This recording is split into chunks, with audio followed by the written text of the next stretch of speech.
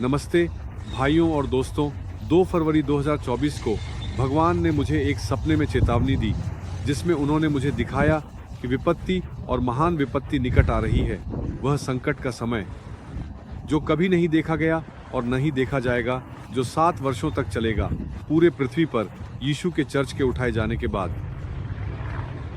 सपने में मैंने देखा कि मैं अपनी पत्नी के साथ अपने बेटे को पार्क में खेलने ले जा रहा था, और जबकि मेरा बेटा अन्य बच्चों के साथ खेल रहा था और मैं छोटे बच्चों के अन्य पिताओं से बात कर रहा था, मैंने देखा कि आकाश लाल हो गया, बैंगनी और नीले रंग के साथ मिलकर। आकाश बहुत अशांत हो गया। मैं आकाश के रंगों और आकाश में बन रहे चक्रवातों से आश्चर्यचकित रह गया। मैंने ये भी देखा कि तारे पागल होने लगे, कि तारे घूमने लगे। पागल, कुछ तारे पंक्ति में आगे बढ़ने लगे, कुछ घूमने लगे, और आकाश में एक भी तारा ऐसा नहीं था जो गति न कर रहा हो। आसमान की शक्तियां हिल गईं, जैसा कि शास्त्र में कहा गया है, और मैं आश्चर्यचकित था। और मैंने अन्य लोगों की ओर देखा कि क्या वे इसे देख सकते हैं, लेकिन ऐसा लगता है कि वे इसे नहीं देख पा रहे थे। हम इस बात के आदी हैं कि आकाश में तारे नहीं हिलते, तो मेरे सपने में आकाश के सभी तारे पागल हो गए। वे यहाँ वहाँ घूमते, कांपते, पंक्तियों में चलते, लौटते, मानो किसी बवंडर का साया हो। आसमान में एक तमाशा ये हुआ कि विशाल जहाज दिखाई देने लगे, बहुत बहुत बहुत ऊंचाई पर आसमान में। युद्ध के जैसे लड़ाकू जहाज फिल्मों में दिखने वाले अंतरिक्ष यान की तरह लग रहे थे। और इस सपने में मुझे बताया गया, ये दानविक शक्तियां हैं, ये आकाशीय क्षेत्रों में बुराई की आत्माएं हैं, जो जानती हैं कि अब संकट शुरू होने वाला है, और वे इस अभूतपूर्व संकट के द्वार की शुरुआत के लिए तैयार हो रही हैं। संकट की शुरुआत में बीस्ट एंटीक्राइस्ट के साम्राज्य और यहोवा के क्रोध के दिन, और वहां बहुत सारी विशाल लड़ाकू जहाज थीं, जैसे अंतरिक्ष यान। लेकिन यह महसूस हो रहा था कि वे दानविक थीं, कि वे बहुत शक्तिशाली शक्तियां थीं जो आकाश में काम कर रही थीं और इस अवधि को समाप्त करने के लिए हिल रही थीं।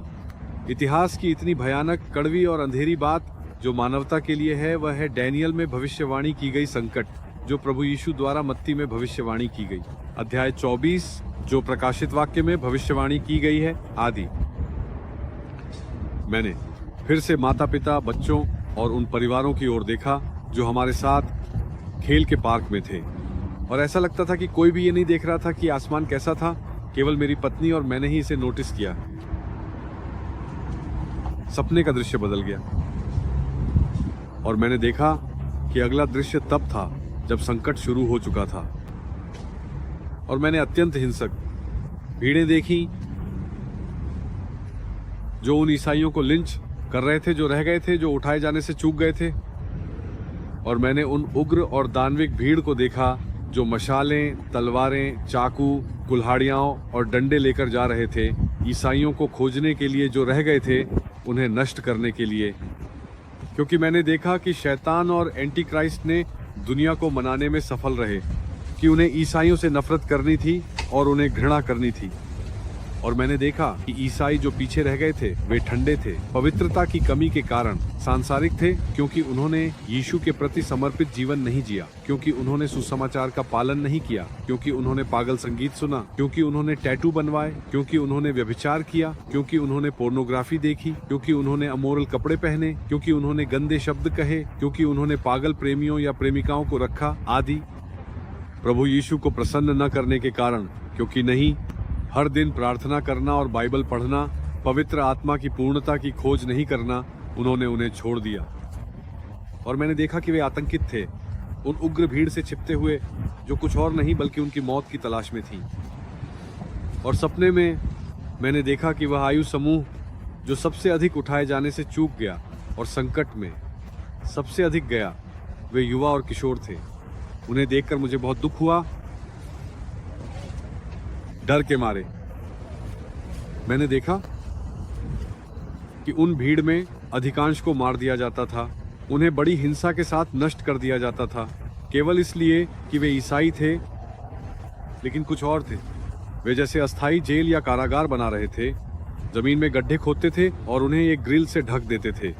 मैंने देखा कि वे एक गड्ढा खोदते थे, एक पीटे हुए बंधे हुए व्यक्ति को उसमें डालते थे और ऊपर एक सीढ़ी रखते थे और उसे ढक देते थे ताकि वह बाहर न निकल सके। वे ईसाइयों को पकड़ते थे, उन्हें पीटते थे, उन्हें बांधते थे और उन्हें नालियों में फेंक देते थे और नालियों पर पत्थर रख देते थे।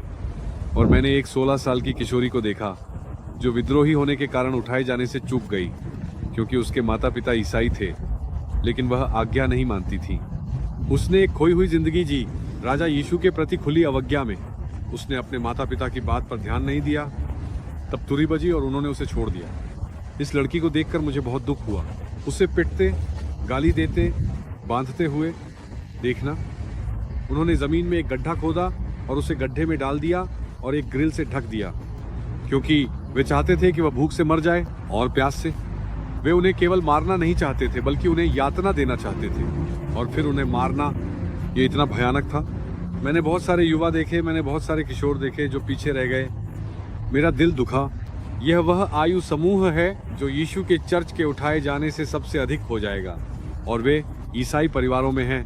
उनके पास सुसमाचार उपलब्ध है, लेकिन शैतान ने उन्हें धोखा दिया, उन्हें दास बना लिया, उन्हें फंसा लिया अपने दोस्तों का इस्तेमाल करते हुए। और ये भयानक है। और सपना खत्म हो गया और मैंने भगवान की ओर से मजबूत महसूस किया। यह मेरा कर्तव्य है कि मैं मानवता को चेतावनी दूं कि विपत्ति और महान विपत्ति, वह 7 वर्षों का समय जो एंटी क्राइस्ट के साम्राज्य का है, एक ऐसा संकट है जैसा कभी नहीं देखा गया और नहीं देखा जाएगा, जो चर्च के उठाए जाने की तुरही बजने के तुरंत बाद होगा।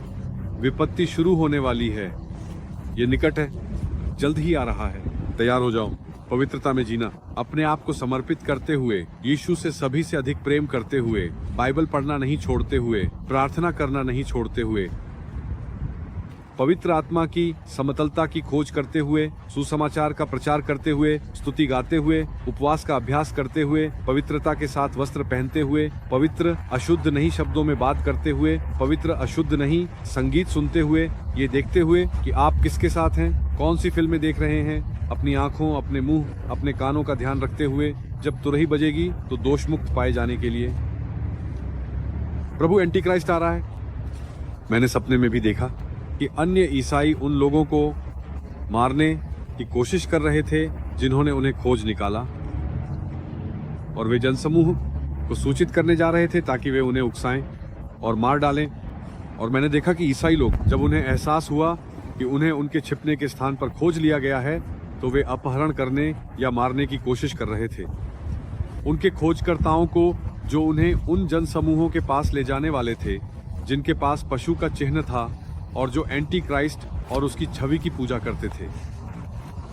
और जब मैं जागा, मैंने इस पद को बहुत मजबूती से महसूस किया। प्रकाशित वाक्य अध्याय 13 पद 10 जो कहता है, यदि कोई बंदी बनाया जाता है तो वह बंदी बनाया जाता है, यदि कोई तलवार से मारता है तो उसे तलवार से ही मारा जाएगा। यहाँ संतों की धैर्य और विश्वास है। और मैंने महसूस किया कि भगवान के सपने में मुझे दिखा रहे थे कि ये उनकी इच्छा नहीं है कि अगर कोई व्यक्ति ठंडा होने के कारण संकट में फंसता है, मार डालो। बस इतना ही कि उसे न तो मार दिया जाए और न ही अपहरण किया जाए, बस इतना ही कि उसे एंटी क्राइस्ट के अधिकारियों के सामने न उजागर किया जाए। उन्हें शहीद होना पड़ेगा। यहाँ संतों की धैर्य और विश्वास है।